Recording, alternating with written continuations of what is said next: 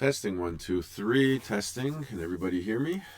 Good morning all. Bon matin à tout le monde. Test, test. 1, 2, 3. Est-ce que tout le monde m'entend? Just so today, I'm only using one microphone, so we should not have any more of that problem with the echoing. We're just a little bit early. I'm in the process of just finishing my setup and everything here. If you have any questions. Marc, il y a encore du écho? Testing 1, 2. Test 1, 2, 3. 1, 2, 3.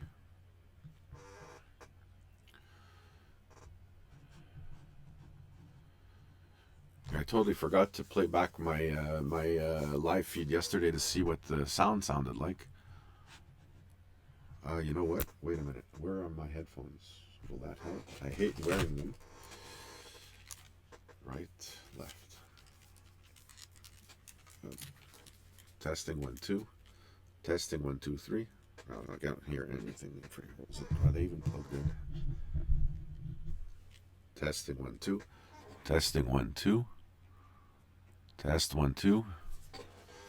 Not as good as yesterday. Okay, well, wait a minute then. If that's the case, let's do a quick switch over. Where did I put the other one? If I put this over here, do this. Maybe it's my microphone that's not. And maybe this is the better one.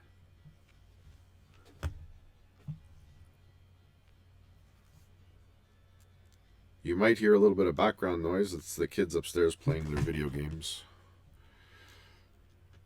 Stereo mix. Okay, so what I'm going to do, now you tell me, I'm going to switch the microphones. I'm going to mute this one. Testing 1, 2.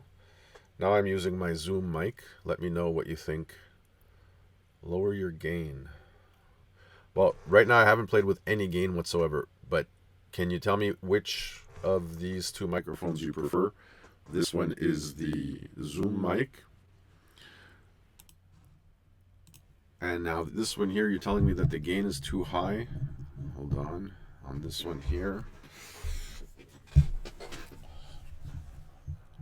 Not job is it. Where's my gain? My gain is here. So if I lower the gain on this one, is that better? Testing 1, 2. How's that? At what point was it better? Was it better with the with my H2N Zoom mic or my Blue Yeti mic? This is my Blue Yeti mic. I lowered the gain just a tad, and just a moment. This one here is the Zoom mic. This gain here has already been adjusted on it. This is the one that's fuzzy. The other one was okay. Okay, so this is the one that's fuzzy. I'm going to wait for a response. This one is the Zoom mic. 1, 2, 3, testing. And if I turn this way over here, can you hear me as well? 1, 2, 3. Mark Zoom. Mark Zoom. All right, guys, so we'll stick with the Zoom mic. I've muted my Yeti. And no, I don't have both on. I've switched between my Zoom. My Yeti is muted, and my Zoom mic is the one that's on right now. So we'll stick it with the Zoom mic for now. 1, 2, 3.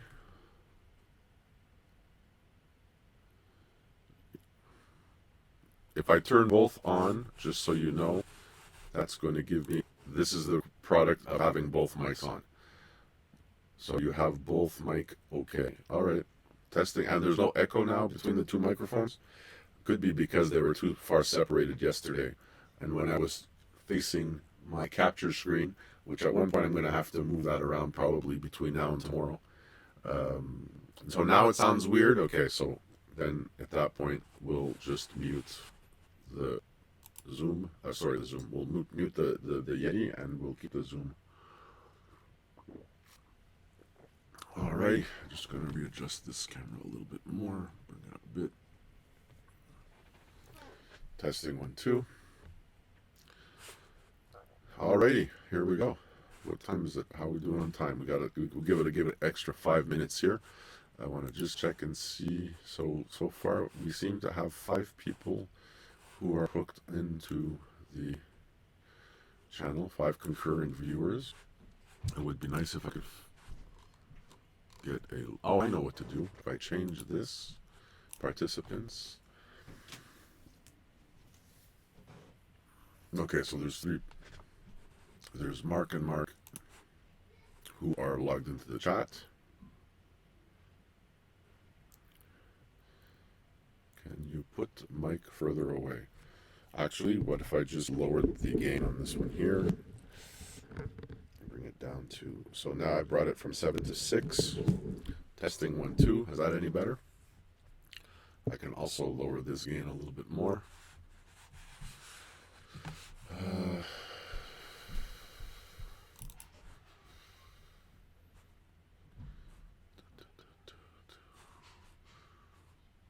me see what we got here. Actually, if I pop it out, I can still have... No, but then you'll see it there. 1, 2, 3. Okay. How's it sound so far? 4 playbacks. Average watch time.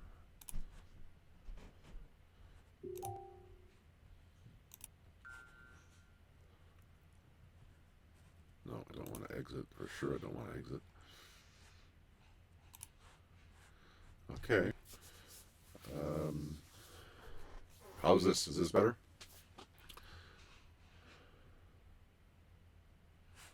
3 by 5. I don't know why I'm having problems with my... Let me see. Is everything streaming through properly? Let me check. Live recording. Okay, that's... I didn't turn the recording on. Is it because it's too low? Testing 1, 2. What I could do is bring this up. And I can bring this over here down.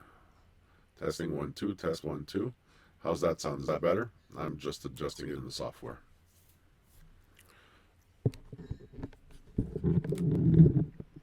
Yeah, I'm just adjusting it now.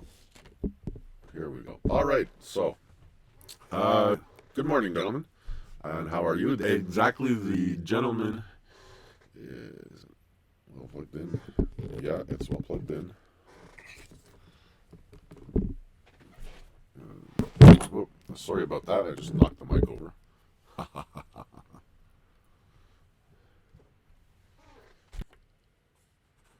Testing 1, 2. I do not have 2 mics on. I have only 1 mic on. I even physically muted the Yeti mic. I'll do one more switch. Ooh, test, test, test. Now, how's it sound with the Yeti? 1, 2, 3. 1, 2, 3. Okay. I'm not gonna go too much farther with this. Oh, you prefer the Yeti mic? All right, we'll stick with the Yeti mic then. Alrighty, there we go. Yeah, we'll stick with it. It looks like a big radio mic. Good morning, gentlemen. How are you? I noticed that exactly the person who had asked me about this morning's episode hasn't made it to us yet. Oh, Mark, bad. How is it bad? It's a beautiful, beautiful day today. Oh, you mean the audio is bad? Stay with the Zoom mic? Okay. I'm going to switch over to the Zoom mic. How's this? Is that better? Oh, by the way, just so you know, these are both mics activated. So I'm getting the audio through both microphones. And the reason why I'd originally tried to do it this way was because... there we go. Hi, John. How are you? We're just having a little issue here with my sound. We're just trying to adjust this before we start. So now I'm going to turn off the Yeti. Bonjour, Annick. And I'm going to just use the Zoom mic here. What does everybody think of this sound? Does it sound better? Does it sound worse? Is there an echo? Let me know. Est-ce qu'il y a un écho? Comment est-ce que ça sonne chez vous, Annick? Mon son. Là, je suis en train d'utiliser juste une des deux microphones. Et puis, sinon, j'irai chercher plutôt... okay, sorry. Puis, and again, if I turn this... Testing, 1, 2. Now I'm using my Yeti microphone.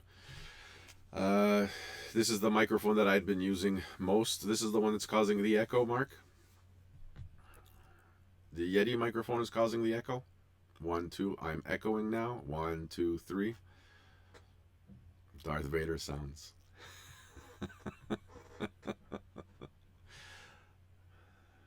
Good morning, Joe. And as a matter of fact, we had a request yesterday as far as a topic for this episode here, which is, you know what? No, we're going to close that. Today is a very special day. Aujourd'hui, c'est une très spéciale journée. C'est-à-dire que c'est la pleine lune ce soir. Puis la pleine lune, justement, à 10h35 ce soir. Ça va être à sa distance la plus proche de la Terre. Et puis, c'est-à-dire que vu qu'elle est à son pérhélion, je ne me rappelle jamais, perihelion, I can never pronounce that one. When tonight, so what I'm saying is that tonight is going to be a beautiful night. As a matter of fact, if today is an example of tonight, wow, tonight's going to have a fantastic sky to be able to shoot the moon.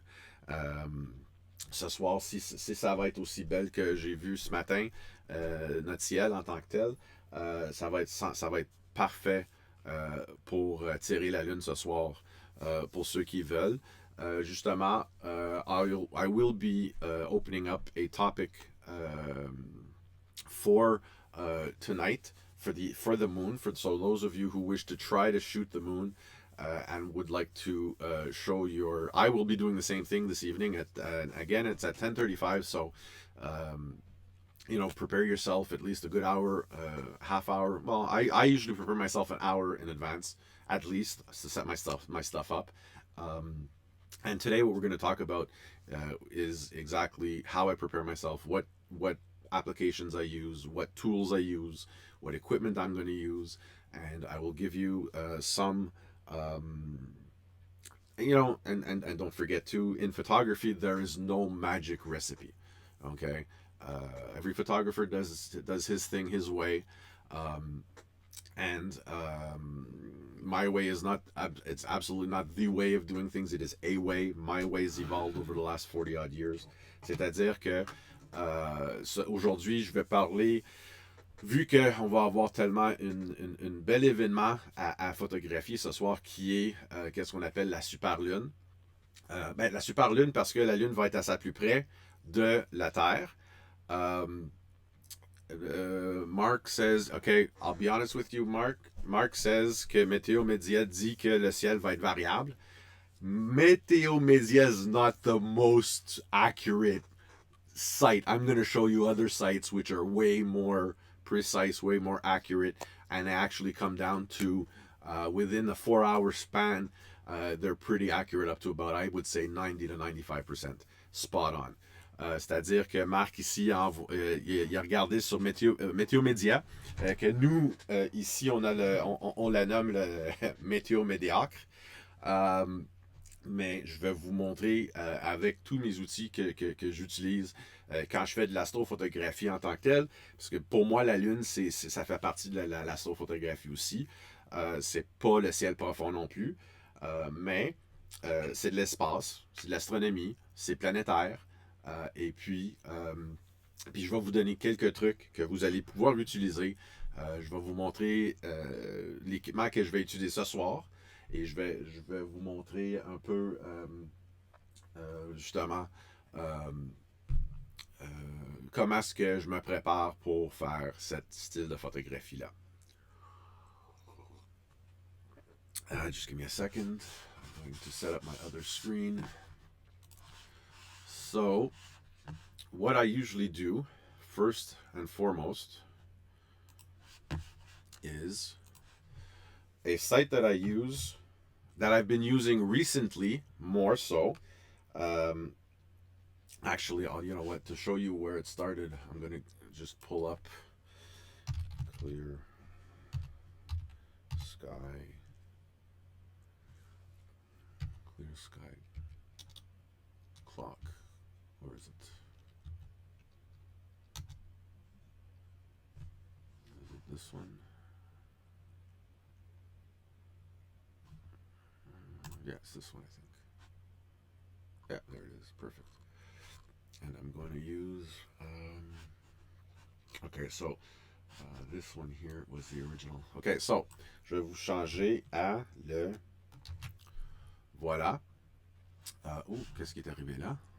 J'ai perdu mon. Attendez 2 secondes. Non, pas lui. Voyons. Celui-là, on va là. Est-ce que tout le monde me voit?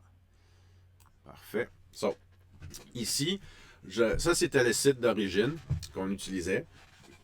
Et puis, cette site-là était conçu, justement, par un météorologue québécois, Alain Raël, qui travaille pour Canadian Meteorological Center. Et puis, ben, je le connais depuis que je fais. Je veux dire, là, je le connais, c'est un. Comment est-ce qu'on dit? Un acquaintance. Je le connais depuis. J'ai commencé à faire l'astronomie v'là. Je vais juste aller chercher, justement, pour que ça soit un peu plus réel pour nous autres ici. Ça arrive sud de Montréal. So I'm just going to show you. This is the original site we used for planning our star parties. As far as astronomy goes, and as well as, where is it? Parc La Frayère, there it is. So this is a location that my South Shore Club in Boucherville, who I've been a member with since 2002, 2004, I think. And if you'll notice here, we see that the nuages, the total couverture, the total cover of the sky this evening will be clear, okay? Because typically I said the best time to well, the actual full moon occurs at 10:35, and so if we look here at 10 o'clock, we have a completely dark sky. So it's going to be sorry, not dark sky, but it's going to be a completely clear sky. If we look at the transparency of the sky, it's going to be at about. It's going to be mediocre, okay? So there'll probably be a bit of humidity in the air. We also see that there'll be a, well, mauvais. Listen, I'm the type that doesn't, these are just guidelines. Doesn't mean that I'm not going to try it anyways. It just means that probably what will end up happening is so scintillation, puis la transparence, c'est à quel point est-ce qu'il va y avoir de la pollution dans le ciel. Et pollution, quand je parle de pollution, c'est genre comme un smog. Et puis aussi, le scintillement, c'est à quel point est-ce que l'atmosphère va être genre, elle va vibrer. OK? Elle va vibrer, ça veut dire, c'est là où elle va être variable en tant que telle. So this is basically, this was the original star chart, or not star chart, but weather charts that we used to use. And Monsieur Raël, listen, I mean, he came up with that one fantastic formula that reads directly the radar weather maps, and these guys, I mean, seriously, he predicts within 4 hours. This chart changes every 4 hours. And he saved a lot of our star parties and our observing nights. Now this site, being that it is still active, and I think now it's mostly automated. There is a newer site that we use, a little bit more visually interesting. It's called Clear Outside. Now, Clear Outside, this is a site, I believe, this is an American site, and here it shows you a little bit more detail, a little bit more precision. Cet site-là, c'est un autre site qu'on utilise dès peut-être les dernières 2 ans. Il est un peu plus visuel, est un peu plus disons, on va dire comprenable, compréhensif. Euh, et puis, ça marche de la même façon que l'autre site que je vous avais montré, qui était le site d'origine. C'était la première site qui faisait mais vous allez voir que c'est les critères, on s'en va chercher beaucoup plus d'informations ici dans euh, sur la page. Vous avez les vents, vous avez tout ce qui est météorologue. Vous voyez que ce soir à 22 heures, puis aussi vous avez le coucher de soleil versus le lever du soleil.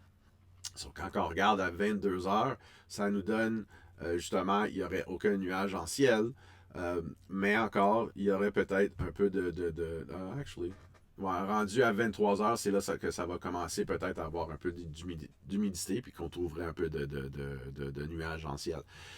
So this site here is a little bit more visually appealing.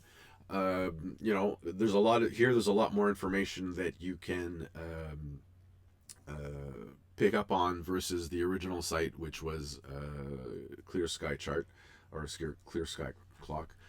This one over here, you'll also notice, which is really interesting, is that they've included the Passover of ISS, which this comes from another site I can show you later on.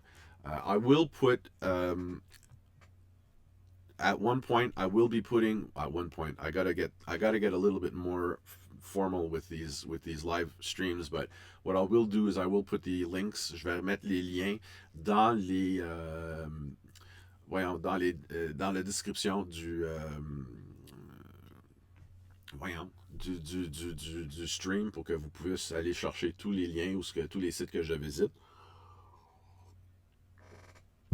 So, si vous regardez ici, juste pour vous montrer qu'est-ce que je vous avais dit tantôt, c'est que hier, si je m'en vais à non pas lui, center on, si, hier, vous regardez, vous avez le ISS avait passé à 20h, à 8h hier soir.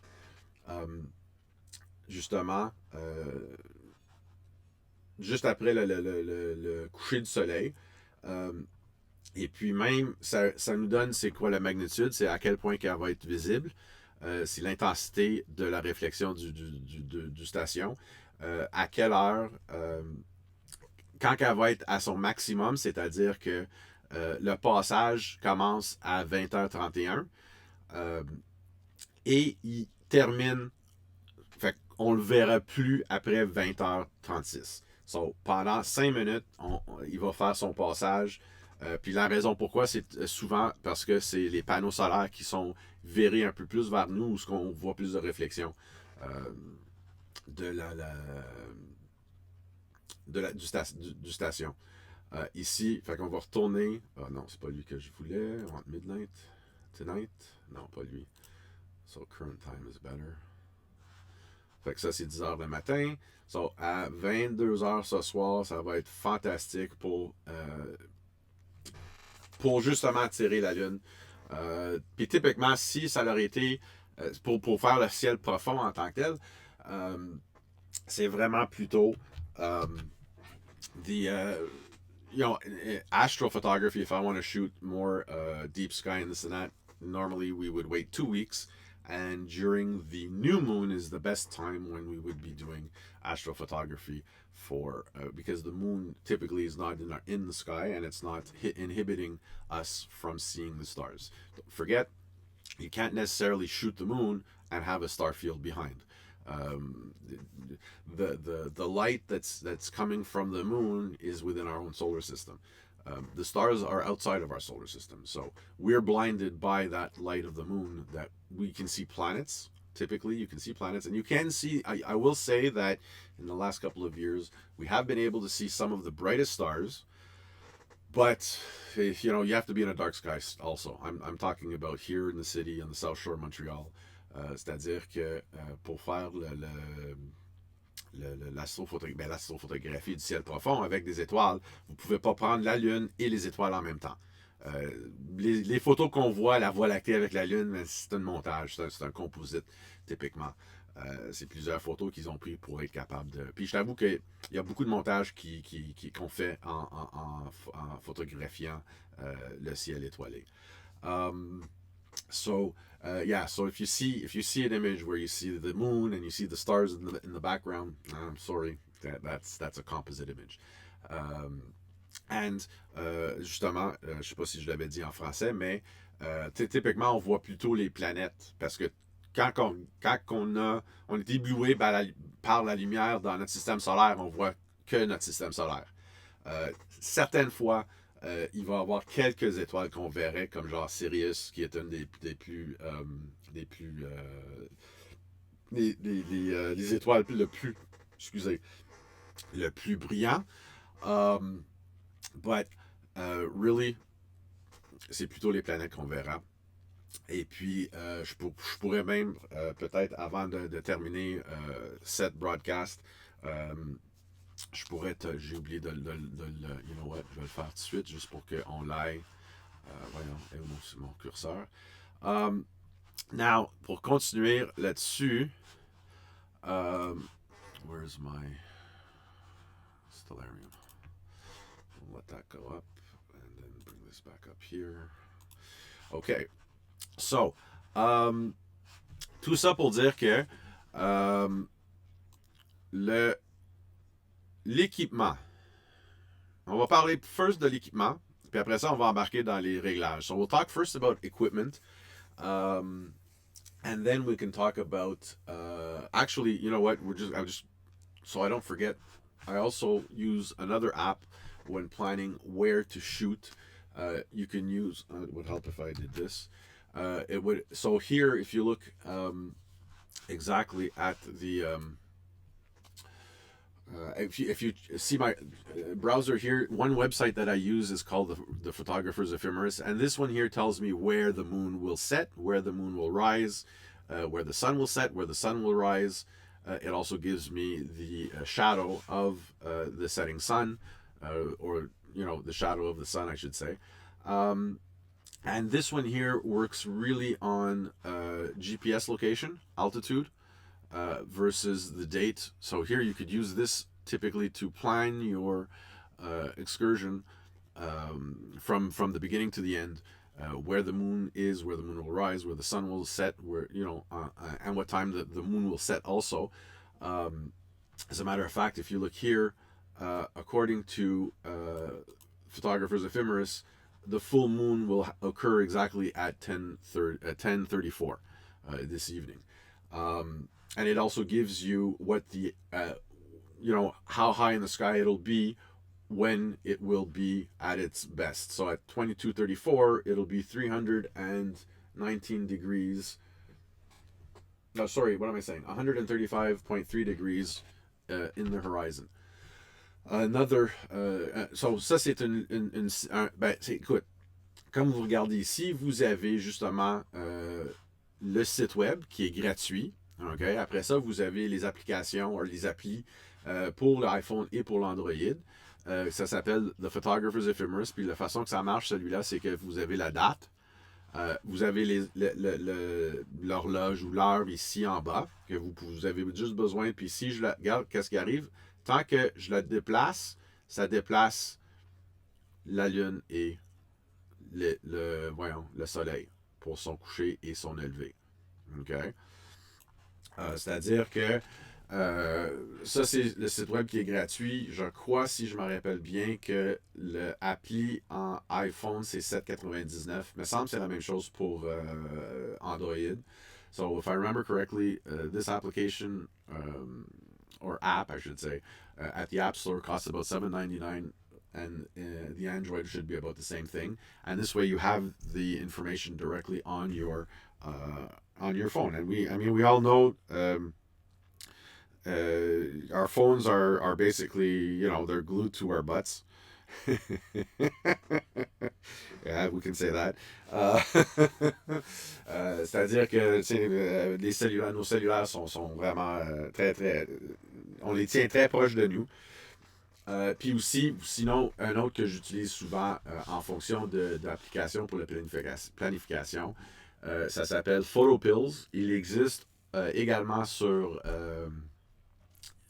iOS que sur Android. So this is the other application that I use. And this one, this is much more expensive, but in what you get all of these calculators here, these 12 calculators for photography. So everything that you need for photography, you will find in this application here. And if I'm not mistaken, this application is, oh my God, I forgot. I think it's somewhere in the $20 odd.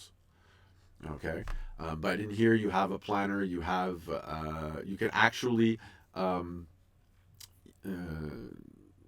tell when the best time, and this might be something we could do later on too. I'm going to try it from my backyard, but shoot and this is what I usually do when I do my photo excursions. Voyons, a landscape with a star field behind it. J'utilise surtout cette application-là aussi pour trouver la meilleure temps de prendre des photos paysages avec un ciel étoilé, mais d'avoir le voie lactée dans la photo.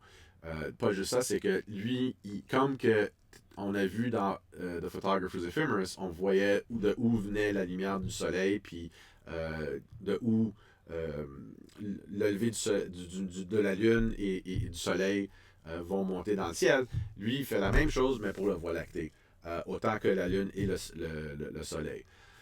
Vous avez ici, vous avez des applications. Actually, excusez, s'il y en a une vingtaine de calculatrices ici, parce que je vois qu'ils ont ajouté 10 autres. Ça fait un bout de temps que je ne l'ai pas ouvert, que je n'ai pas fait de photos, d'astrophoto. Mais ici, surtout, je l'utilise aussi pour calculer mes expositions. Quand je fais de la longue exposition, vous avez la calculatrice de profondeur de champ. Ça, c'est un autre bon appli que je tiens toujours sur mon téléphone en fonction de planification pour justement prendre le voie lactée dans mon arrière-plan quand je fais de la paysage astrophoto. Un autre site aussi pour ce soir que j'ai été chercher, c'est justement d'aller chercher les phases de la Lune. Puis ça ici, j'ai été chercher ça sur timeanddate.com. So this is another site that I also use just to figure out, to plan in my calendar when I'm going to have the first quarter, the full moon, the third quarter, and the new moon, so that I know which dates. And as a matter of fact, if you look here, tonight we have the super moon.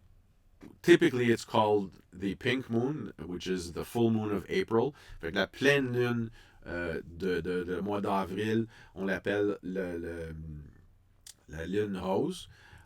Mais spécifiquement ce soir, c'est que vu qu'elle va être à sa plus proche de la Terre, ben c'est là où on va avoir, on l'appelle aussi un supermoon, une lune super, une super lune, on va dire. Et puis justement, ça vous donne tous les premiers quartiers, première pleine lune, premier quartier, troisième quartier, la pleine lune versus la nouvelle lune. En astrophotographie, typiquement, quand on veut faire le ciel profond ou le planétaire, on ne veut pas avoir la lune dans notre ciel parce que ça va emblouer les étoiles dans le fond. So, ça, c'est une... Voyons. Why did my mouse freeze all of a sudden? Okay.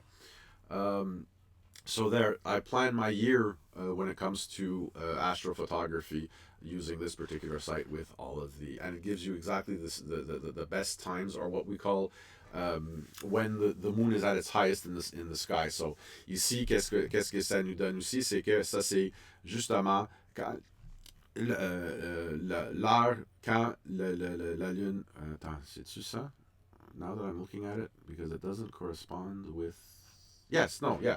So, ça nous donne aussi exactement quand la lune va être à sa plus haute dans le ciel.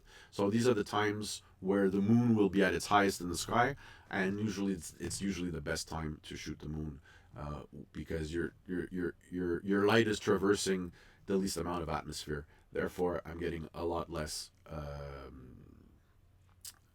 variation of light coming through the atmosphere. So this is how these are the few tools that I use when planning for an evening like tonight. I also came up with, what was the other site that I had? Full moon. So here I went on almanac.com just to get to get a little bit of history of the full moon, where it's going to be, what's the super pink moon. As a matter of fact, do they tell us what the? If not, I'll find it through my stellarium. So why is it called the pink moon? And the pink moon, here we'll see really quick, although we wish this name had to do with the color of the moon, the reality is not quite as mystical or awe-inspiring. In truth, April's full moon often corresponds to the early springtime blooms of a certain wildflower native to eastern North America called the moss pink flower. So this is why we call this month's moon the pink moon. Fait que la raison pourquoi que nous appelons la lune, la pleine lune de ce soir, la lune rose, mais ça n'a pas rapport avec la couleur de la lune en tant que telle, ça a rapport réellement avec la première fleur qui pousse dans le mois d'avril, qui est pink moss phlox or pink moss, or moss pink, excusez. Fait que c'est la raison pourquoi on l'appelle la lune rose. Maintenant, on va passer à l'équipement. So, pour moi, je vais juste changer de caméra.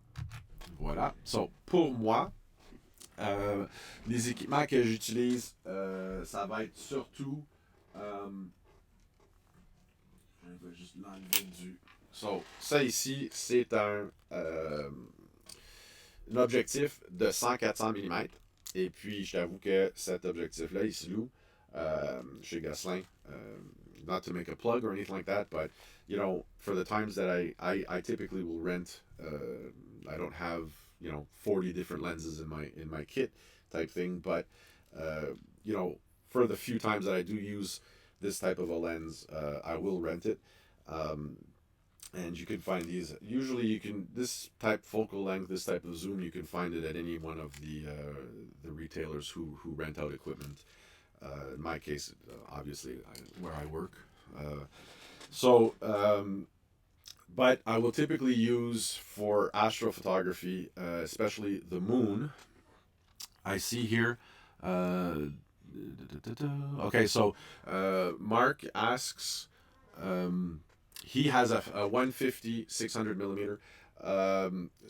Je vais juste répéter en français, puis je reviens à Marc. Il y a cet objectif-là, c'est à peu près, quand je fais le planétaire, c'est exactement à peu près les focales que je vais utiliser. Qu'est-ce qu'on veut avoir pour que ça soit quand même intéressant, c'est d'aller chercher un focal 300 mm et plus. Okay?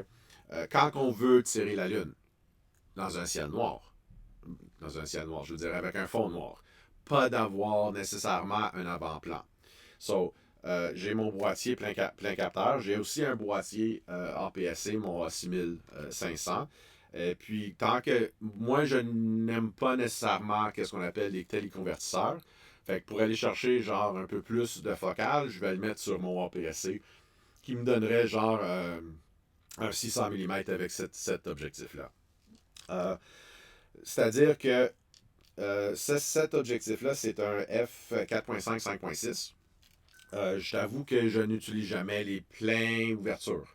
So, au lieu d'aller chercher mon 4.5, j'irais plutôt vers la 5.6 ou un 6.3 pour cet objectif-là. C'est-à-dire que je descends je ferme mon ouverture de 2 tiers de cran de lumière. 1 à 2 tiers. Parce que je préfère toujours d'avoir le diaphragme qui coupe la lumière et pas l'objectif en tant que tel, ou ce que j'aurais beaucoup plus d'aberration chromatique. So what I'm saying here is that this particular lens is a 100-400 full frame lens, which allows me to, from the full frame lens, put this on my APS-C, which is 30% smaller, and give me a 600 millimeter. I also never use the lens itself because this is a 4.5, 5.6. Actually, come to think of it, yeah, typically I will use this lens because it's a variable aperture. I'll use this lens at f6.3. I always try to go 1/3 to 2/3 smaller than the largest aperture on this on whatever lenses that I'm using. Sorry, I just got a pop up here. Mark uses a 150-600. Perfect, that's fine. Okay. The focal lengths that you really want to use when you're doing planetary specifically and deep sky, you really want to go 300 millimeters and up. So a 300, a 400, a 600. You could, if you wish to use teleconverters. I prefer not using teleconverters because they tend to eat up too much light. John has a Fuji. Okay, so the XT3, which is APS-C. Already your 100-400 becomes a 600 at 400 millimeters. And you know what? Like I said, I prefer not using teleconverters, but seeing that you have both, or if I understand the question correctly, seeing that you have both, I would try the 1.4 and the 2x and see which one, because don't forget, if your 1.4 is a 5.6, you're losing 2 stops of light with that 2x. Okay, and typically, like I said before, I don't use my full aperture or the largest aperture of my lens. I always cut it down by 2/3. Okay, because I definitely want the aperture to block my light. C'est-à-dire qu'ici, il y a Marc qui a une 150-600 qui est un très beau objectif. Ça veut dire aussi que si je me rappelle bien, you know what, je vais juste faire la démarche vite fait. Ça, je vais remettre ça sur mon trépied.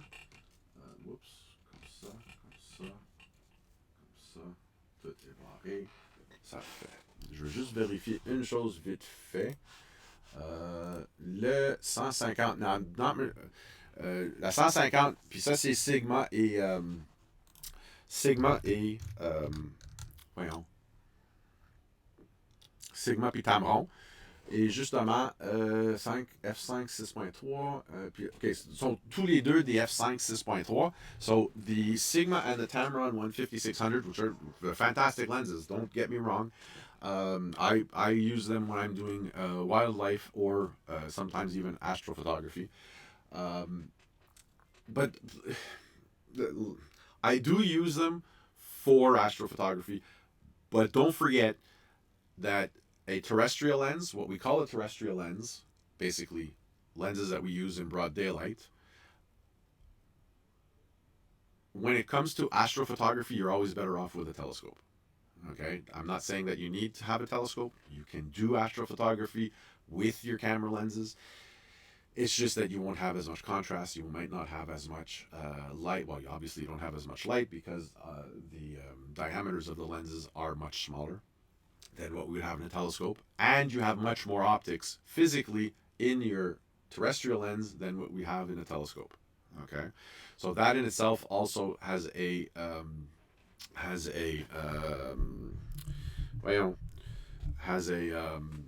consequence on the quality of the light that we are trying to capture. C'est-à-dire que justement, je vais utiliser, quand je les ai avec moi, je vais utiliser des objectifs terrestres, c'est-à-dire les objectifs qu'on utilise de tous les jours sur nos appareils photo. Mais ça ne donnerait pas la qualité qu'on irait chercher avec un télescope, c'est sûr. Mais malgré que les télescopes, ça c'est d'autres choses, ça c'est complètement un autre monde. Okay? Puis aussi un autre gamme de prix. Okay? On parle de genre un bon refracteur, quand on parle de 5 pouces à 6 pouces, puis en dedans de, disons, entre 600 mm puis 1000 mm, on parle d'un télescope facilement entre 3000 et ça peut monter jusqu'à 15-20 000, c'est sûr. But for astrophotography, for the photographer who's not the astronomer, who's not the amateur astronomer, 150, 600, 100, 400s, you know, you can go ahead and use a 75 300, which is basically what we would call, it's not a kit lens, but it's still a generic lens. You just won't have as much aperture. Okay, so don't forget too that, you know, when you're talking about the 150 600, you're talking about an f8. I'll usually be shooting it at 7.1 to f8. Okay. Quand j'utilise un 150-600, je vais être plutôt en fonction d'ouverture, on ira chercher plutôt un f7.1, f8 au lieu du 5.6, 6.3. But again, that's my whole thing. Okay, that's not. Well, I'm looking for my mouse. Sorry, because I can't get. Oh, that's good. Very good. Go back here and give me. There we go, so that I can see. No, I want my. Where is it? I want this. Okay, so I want to make sure I see my comments. Alrighty. Now, the other thing also that, if you'll notice, I had on my camera, just a sec.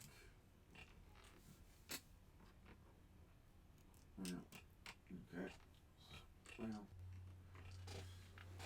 if you'll notice on my camera here, I have a remote trigger, and my remote trigger, okay, is it's a Phoenix, I can never Aeon, AION.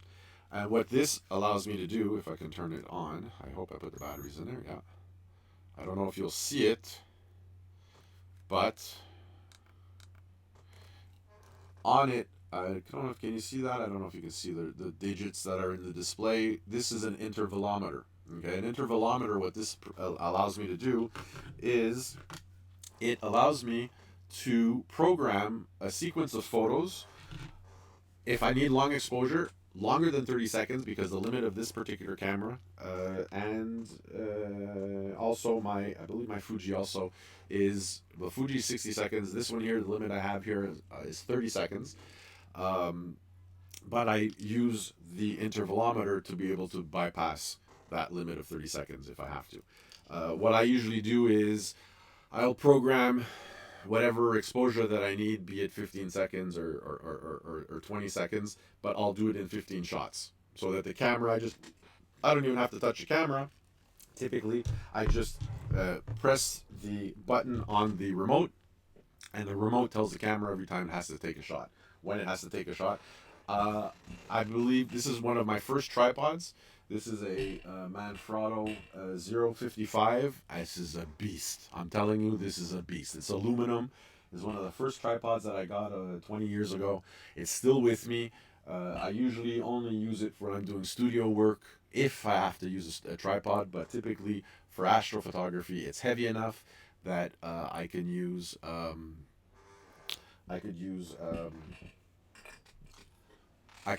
out in the field. C'est-à-dire que c'est le trépied que j'utilise quand je fais l'astrophotographie en tant que telle, c'est mon Manfrotto 055. Puis la raison pourquoi, c'est que je veux que ça aille le plus de robuste, de poids, construction et tout, pour qu'elle soit stable. J'avoue que en fibre de carbone, le 0,55,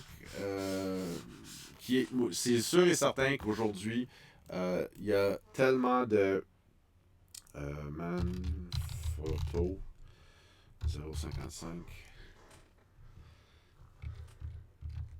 I'm just going to switch over to the screen capture. So when we're looking here at the Manfrotto 055, you're looking at about $470. Ça, c'est en aluminium. Et puis, il y en a-tu un? Ça, c'est le monopied. 0,55.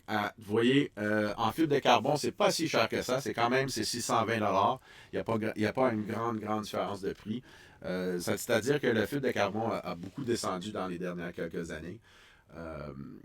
So here, if you look at the Manfrotto 055, which is the one that I have here, it's going for about $470. And if you look at the carbon fiber one, you're looking at about $620.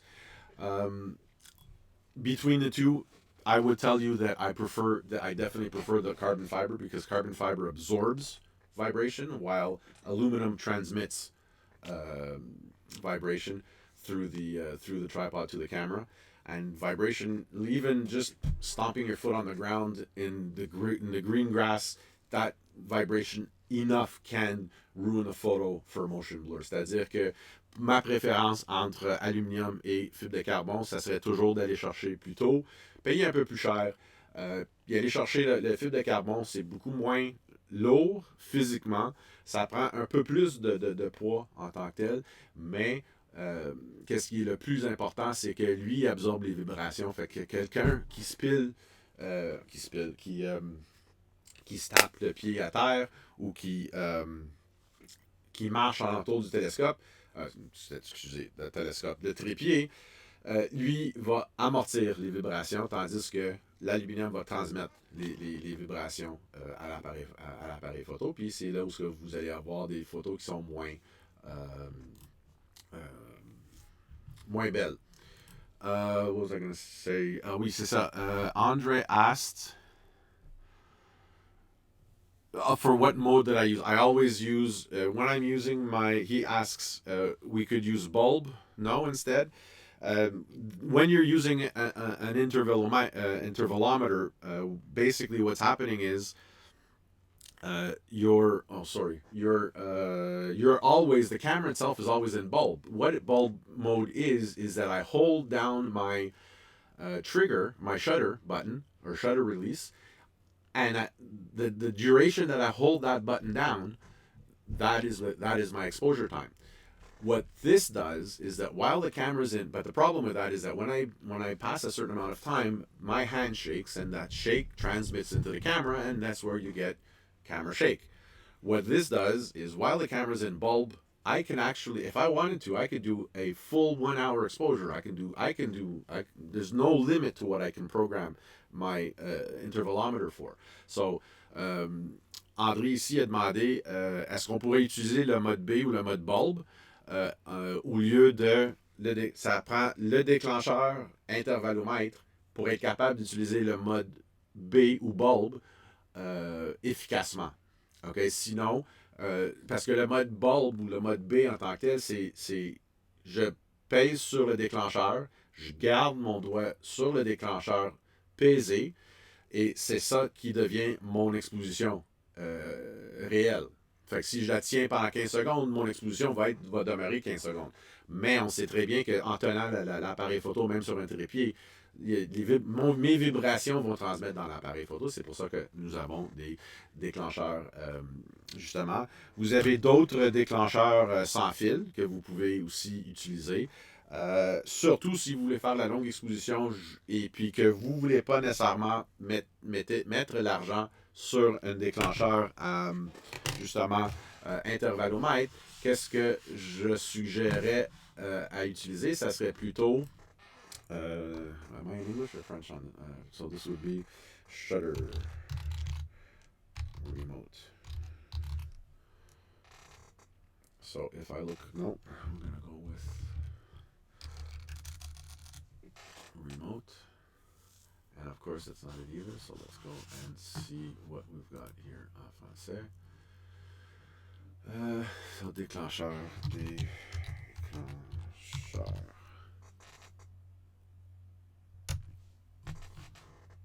And of course it's not going to come up, so let me see if I can remember, what is it? It's DC dash, no, remote. Give me a second.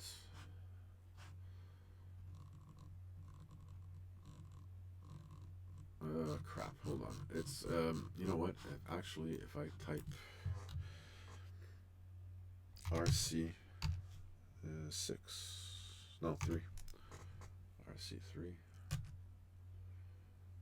Sorry guys. I'm trying to bring up to show you. Is it the MR3? Well, MR3. Come on. Nikon. I'll do it this way. Give me a second. That's what I want is. Why did it go to 1?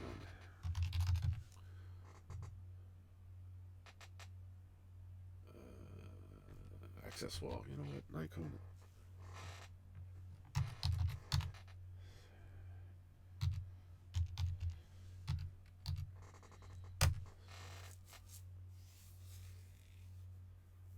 Here we go, and of course that's not what's going to come up.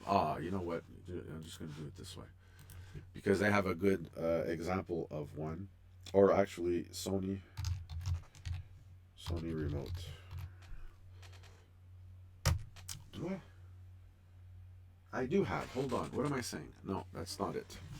Let's go back here. I have my other remote. Another remote that you could use is what we call. Now, this one over here works more as a wireless remote because there's a receiver for it. But if you'll notice on this remote here, sur cette manette-là, j'ai le déclencheur, mais j'ai aussi une petite morceau de plastique que quand je tire vers le bas, il reste pesé dessus. Il reste pesé. Alors, ces déclencheurs-là normalement vont jouer entre 80 et peut-être 125 $. Parce que celui-là, c'est un sans fil. Normally, this particular type of remote, because it's an infrared remote, and there's a receiver that you would plug directly into your USB port of your camera, or your remote port of your camera, this one, what it allows me to do is, I have my trigger here, I push down on the trigger, and I lock that trigger down. And now, as long as that's locked down, that's my duration of my exposure. So this is another way of doing these types of exposures when we're shooting. Have I missed anything? Any questions on? I said, sorry. Can we use iPhone remote? And the built-in on the Sonys you can't. If I'm not mistaken. Oh, wait a minute now. You know what, Joe? I don't know about that. I have to check that with mine. I haven't tried using. Joe asks. If I use my iPhone as a Wi-Fi trigger, can I use the built-in intervalometer? Technically, I would say yes. I haven't tried it, but it's something that I could try later on this evening too, and give you a heads up tomorrow. Marc, il a demandé à 10h30. He said that the full moon will be at its biggest at 10:34. 10h34, c'est là où la lune va être à sa plus proche, c'est-à-dire son plus grand, et ça va être aussi le plus haut dans le ciel. Okay. Et puis, Andre, bulb with the remote, that's perfect. Bulb with the remote is exactly that. John asks, what shutter speed? Okay, so now we're going to get to exactly the precise, whatchamacallit, the precise, hold on just a sec. John asks, also, I can do better than that, John. I'll show you the RMT-VP1 to show you the remote that I was talking about. Is this remote? Of course I don't have it. Why would I have it? So what I'm talking about is basically this particular remote here. So that what we're looking at, no, that's not the remote we're looking at either. VP1.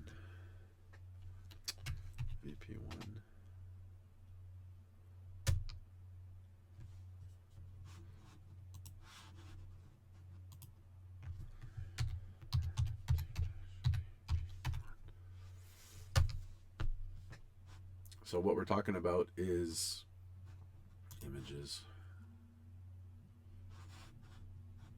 This particular remote. So any remote that has, come on, well, is no longer available. That's why. Any remote that has this particular button, so you push down, you pull down, it's locked.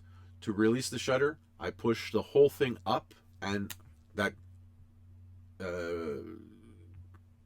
closes the shutter, releases the shutter. So that's what I'm talking about when it comes to remotes, manual remotes. They're probably also the simplest remotes. A lot of them, I'll be honest with you, come with a wire, so you're tethered to the camera. That's probably the only disadvantage about these particular remotes. But you see, if you look at Nikon shutter, so Nikon's shutter remote would look like, how did I get that? Twit. Or actually, you're Fuji. So if I do Fuji film shutter remote, we're looking at this one over here. Is this yeah, Fuji film, the RR100. So here you have push down, push up, and that holds the shutter open for the duration that you need your exposure. And it's probably one of the cheaper ones that you could use for that. Okay, so now we've talked a little bit about gear. Also, if you are shooting, obviously, if you're shooting landscape with the moon in the sky, typically that's where I pull out my 16-35 or my 28mm fixed. I prefer using fixed lenses, obviously. So that would be my preferable focus. Focal length that I would use when I'm shooting. So si je veux faire une prise de la Lune avec un avant-plan, c'est-à-dire que je veux prendre la Lune avec en coucher de soleil ou l'heure dorée ou l'heure bleue, mais dans ce temps-là, j'utiliserais soit ma 16-35 ou j'utiliserais plutôt mon 28 mm fixe. Je vois que on commence à we're getting close to the end of our time for this morning, but we're going to go right now. We're going to go into exposure, and I found a site actually. Now, the question I'm going to answer the question obviously, but the question I'm going to send out to you guys is, when you look at the moon, be it at night or be it at dusk, what light is lighting the moon?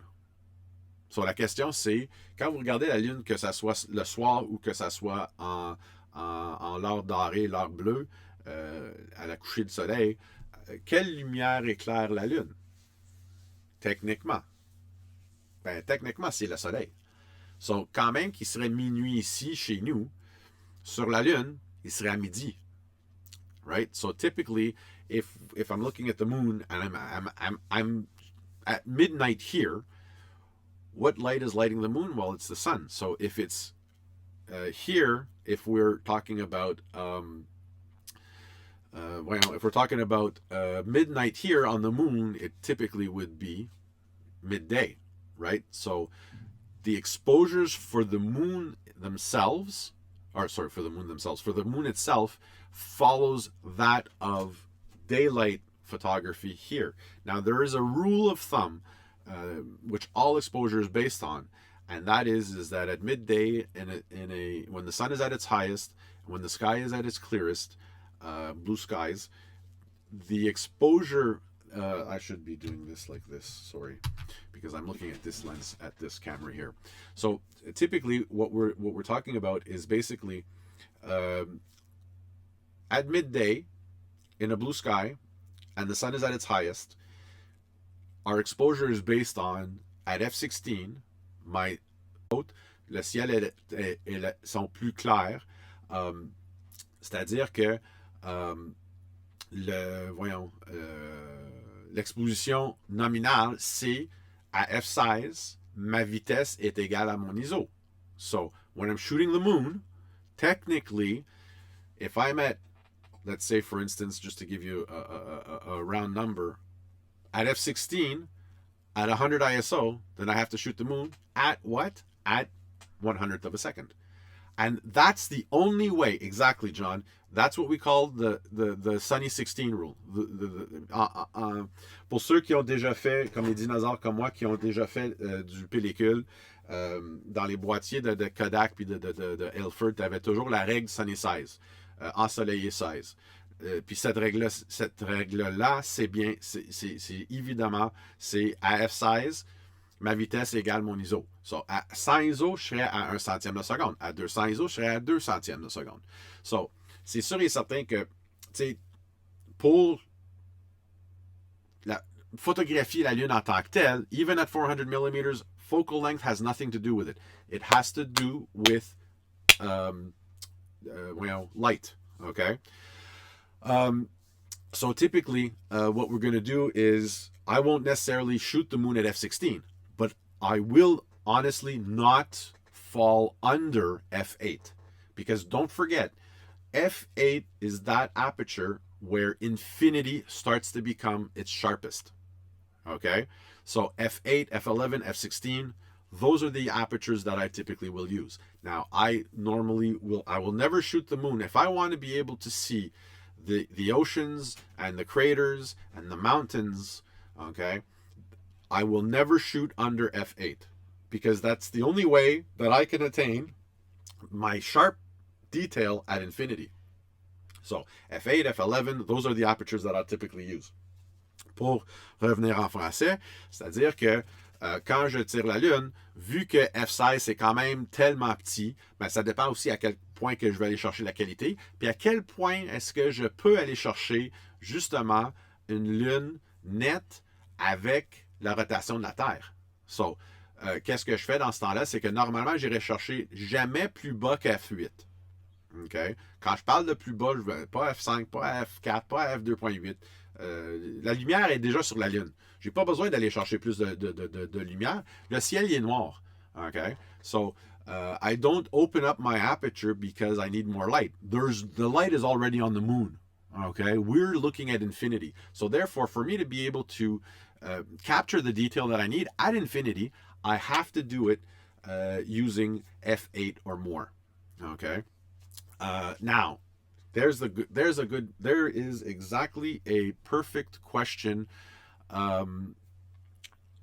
with the shutter reliefs. For DSLRs who have mirrors, obviously, yes, Mark, I do activate my mirror lockup because that in itself will introduce a vibration in the camera. Fait que pour ceux qui utilisent des DSLR, vous avez un mode, les Nikon, ça s'appelle M-Up. M-Up, ça veut dire que pour déclencher, ça prend deux clics.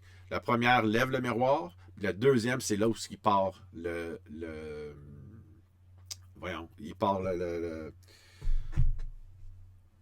déclenchement. Now, quand j'utilise un déclencheur comme celui-ci, qu'est-ce que je vais faire? C'est que la première fois, je vais le peser dessus pour monter le miroir. Et le deuxième, c'est là où je vais la barrer pour qu'elle soit... Je ne sais pas si on le voit. Voyons. Tu vois la petite ligne rouge? Ça, c'est pour indiquer qu'il est barré. Quand je la...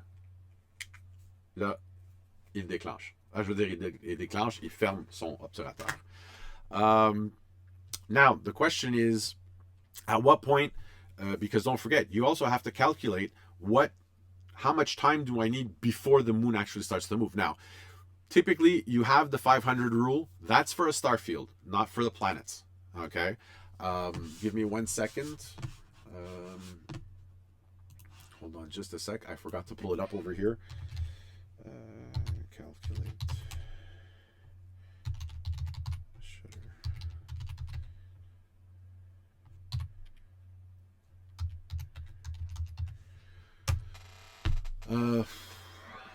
Because don't forget, the moon itself does not oh,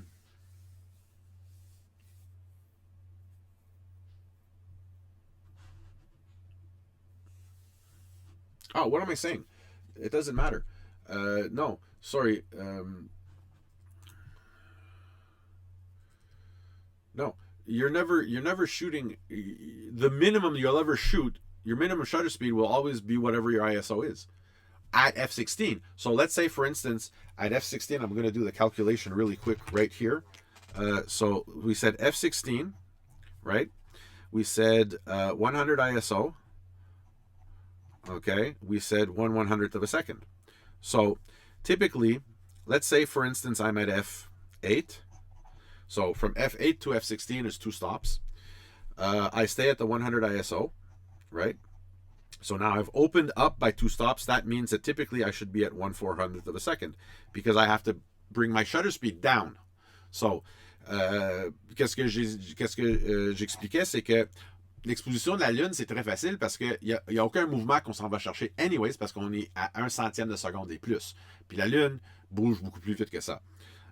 Mais typiquement, si la règle Sunny 16 est que à F16, ma vitesse, c'est l'équivalent de mon ISO, 1 centième de seconde, mais dans ce temps-là, si j'étais à F8, so F8, F11, F16, il y a 2 crans de lumière de différence. Qu'est-ce que je fais, c'est que je vais regarder mon 100 ISO et puis j'irai chercher un 4 centième de seconde. De 1 centième, un 2 centième, un 4 centième. Ça, c'est l'ajustement de mes deux crans de lumière, de différence d'exposition. What minimum shutter speed to compensate for movement of the Earth? Like I said, John, I hope that answered the question. And you know what? I'm going to shoot tonight. I'm going to take the kids out and we'll take a look at the moon maybe this evening and do a little bit of astronomy ourselves, being that it's going to be such a beautiful night, or at least I should say a beautiful sky, hopefully. I thank you, Joe, for following, for subscribing. I'm going to say, those who have to leave right away, I'm going to tell you right, guys, thank you so much for participating. I appreciate it. You know what? I'm going to do a bit of this shooting the moon this evening myself, and I'll try to put up between now and the end of the week. I'm going to try for tomorrow, but it's going to be rough. Tomorrow's episode will be tomorrow at, actually we could do a continuation from this morning with what I'm going to post-processing the moon and how I would process it in Lightroom or Photoshop. Tomorrow I will say 4:30. Mark tells me not to forget my Astro pants. So let's set a time for tomorrow, 4:30 in the afternoon. And thank you again for watching. Thank you again for participating. We'll see you in the group if you have any comments or questions. Don't forget, the group is also used as much for discussion, as much for our projects and displaying our photos. We still have a few days before the deadline for our weekly project. I want everybody to have a wonderful, wonderful day. Don't forget, keep that distance of 2 meters if you go outside for your exercise or for whatever errands you might have to run. And I just want to say, have a wonderful day. I will put up between now and later this afternoon, I will put up some of what I've mentioned here as far as the websites and as far as the rules. C'est-à-dire que je vous remercie tout le monde de participer à cette live stream. J'espère que ça vous aide, que ça vous introduit certains nouveaux concepts ou techniques. C'est pour ça que je le fais, à part de l'effet que ça me garde aussi toujours en pratique de former. Et puis, comme j'ai dit tantôt, je vais essayer d'ici, disons, l'après-midi de encore introduire, pas introduire, mais je vais mettre des petites notes, soit dans le groupe ou dans les commentaires de cette roulement de live stream. Merci à tous. Je vous souhaite une belle journée et à plus tard.